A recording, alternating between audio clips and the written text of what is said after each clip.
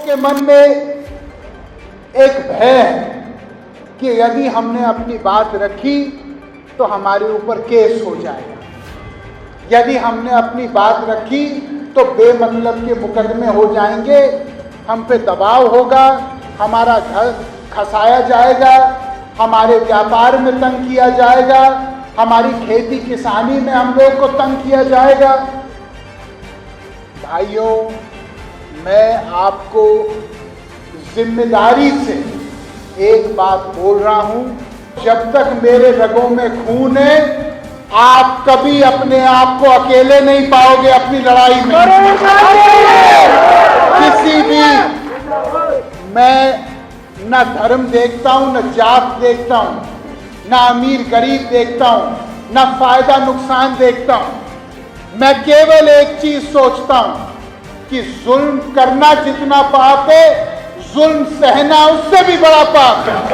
भैया अपने बच्चे की एफडी तोड़ी, अपनी बेटी की एफडी तोड़ी मैंने बैंक से, क्योंकि मेरी मां ने मुझे कहा कि ये वो समय है जब चुनाव हम लड़ते हैं तो हम इन लोगों को बोलते आप हमारे परिवार हो।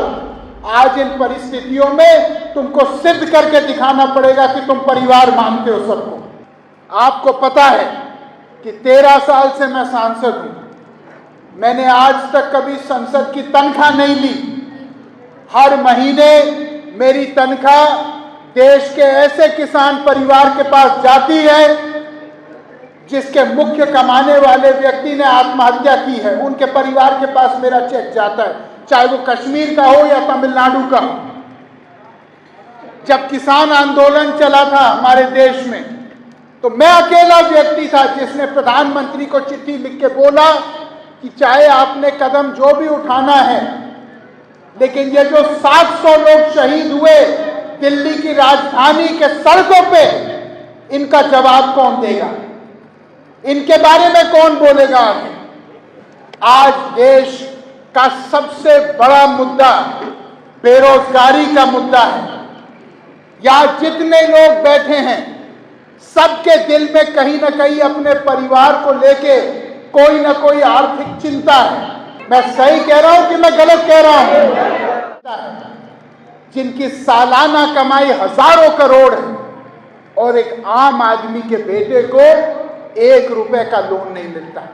अब जब लोन भी नहीं मिलेगा, अपने व्यापार, अपने किसानी में निवेश करने के लिए रुपए नहीं मिलेंगे और सरकारी नौकरी भी नहीं मिलेगी, तो नौजवान बिलसंडा का, शाहजहांपुर का, पीलीभीत का कहां जाएगा नौकरी ढूंढने, कैसे अपने पालन पोषण करेगा।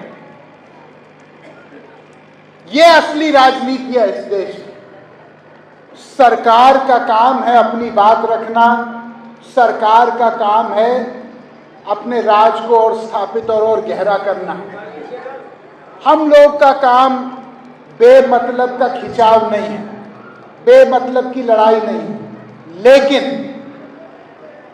हमारी मर्यादा, हमारा आत्मसम्मान, हमारा हक कुचला ना जाए, इसकी देख रेख, इसकी जिम्मेदारी हमारे खुद की है।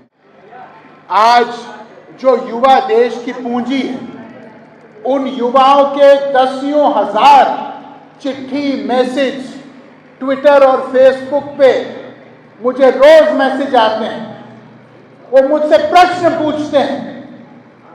वो प्रश्न क्या होते हैं? वो कहते हैं उत्तर प्रदेश में और पूरे देश को मिला के 26 एग्जाम पेपर लीक हुए हैं, पिछले 1 साल में आउट हुए हैं। अभी बिहार का पेपर कैंसिल हुआ था, बिहार का सबसे बड़ा एग्जाम का पेपर बीपीएससी, उसकी जिम्मेदारी कौन लेगा? क्या उन वो लीक कराने वाले माफिया में किसी को सजा मिली है?